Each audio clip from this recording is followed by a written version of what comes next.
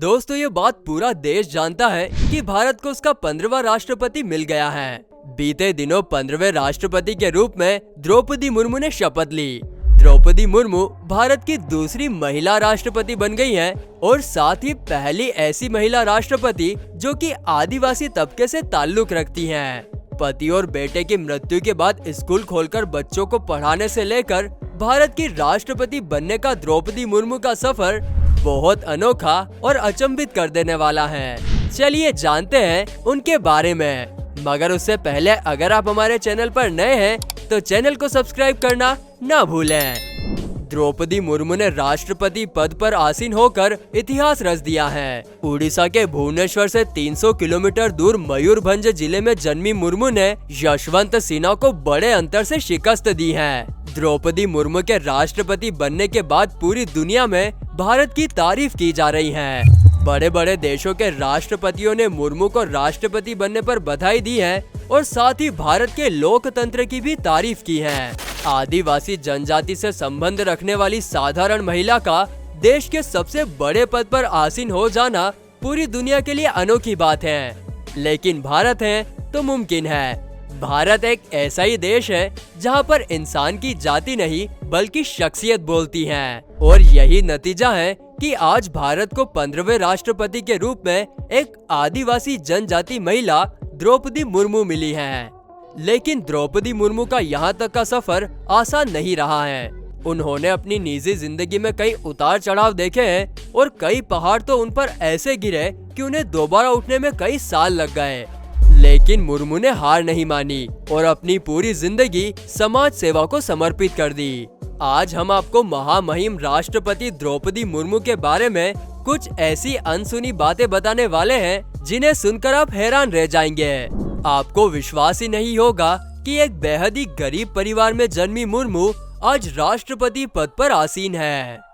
Number 1, आदिवासी समुदाय से आने वाली द्रौपदी मुर्मू स्वतंत्र भारत में पैदा होने वाली भारत की पहली राष्ट्रपति हैं। जी हाँ दोस्तों, द्रौपदी मुर्मू का जन्म 20 जून 1958 को हुआ था और वह स्वतंत्र भारत में जन्मी पहली राष्ट्रपति बन गई हैं। इसके साथ ही उन्हें इस पद पर सबसे कम उम्र की राष्ट्रपति होने का गौरव भी हासिल हुआ है।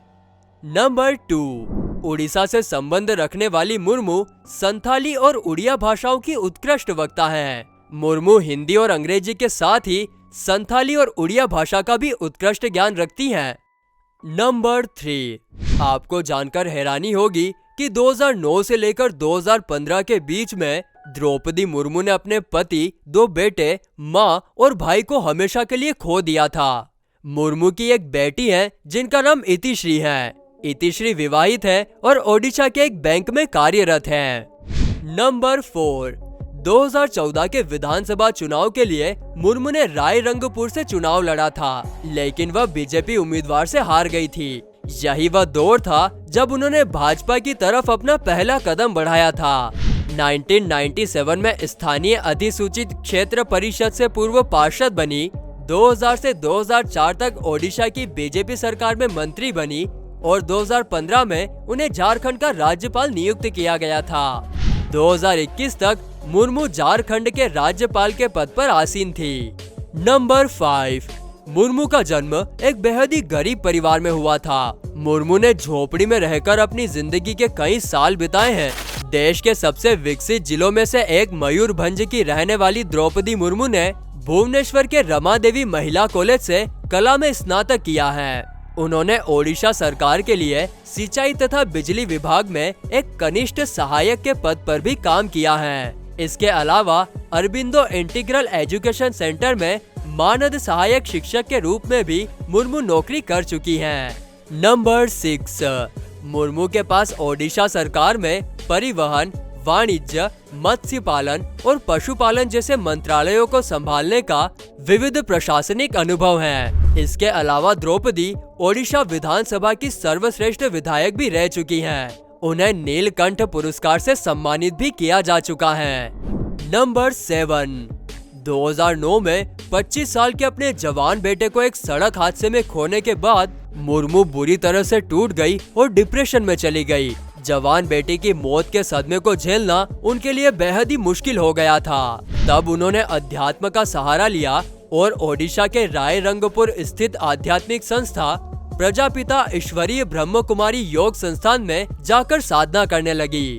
धीरे धीरे नियमित अभ्यास करने के बाद उनके जीवन में सकारात्मक बदलाव आने लगे और मुर्मू आज भी ब्रह्म कुमारी सेंटर से जुड़ी हुई हैं। नंबर 8, द्रौपदी मुर्मू के लिए कहा जाता है कि वे जिस भी क्लास को पढ़ाती हैं, उस क्लास के बच्चों को ट्यूशन लेने की जरूरत नहीं पड़ती। उनके पढ़ाने का तरीका इतना सरल और सुलझा हुआ होता था कि बच्चे ट्यूशन जाना ही नहीं चाहते थे।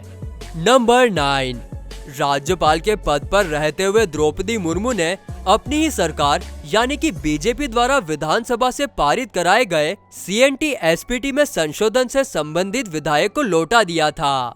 नंबर 10, आपको जानकर हैरानी होगी कि पति और बेटे की मृत्यु के बाद मुर्मू ने अपने ही घर में स्कूल खोल लिया था और वहीं वे बच्चों को पढ़ाया करती थी। दोस्तों, उस बोर्डिंग स्कूल में आज भी बच्चे पढ़ते हैं। द्रौपदी मुर्मू जिस तरह से आज राष्ट्रपति पद पर आसीन है, यह नौजवानों के लिए किसी उदाहरण से कम नहीं है। द्रौपदी मुर्मू ने राष्ट्रपति बनकर साबित कर दिया है कि इंसान की जाति, रंग, रूप या आर्थिक स्थिति किसी भी तरह से सफलता में रुकावट नहीं बन सकती हैं, अगर इंसान के हौसले और इरादे बुलंद हो।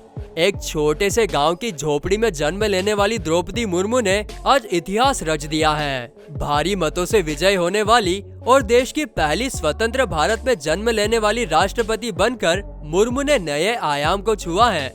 द्रौपदी मुर्मू के राष्ट्रपति बनने के बाद पूरी दुनिया भारत की ताकत को देख रही है। झोपड़ी से निकलकर 300 कमरे वाले महल में पहुंचने वाली मुर्मू का व्यक्तित्व और कठिन परिश्रम उनकी कहानी को बयां करता है।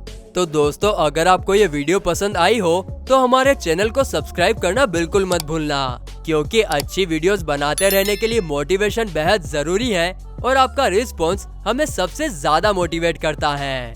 तो दोस्तों, मिलते हैं अगले वीडियो में, तब तक के लिए बाय।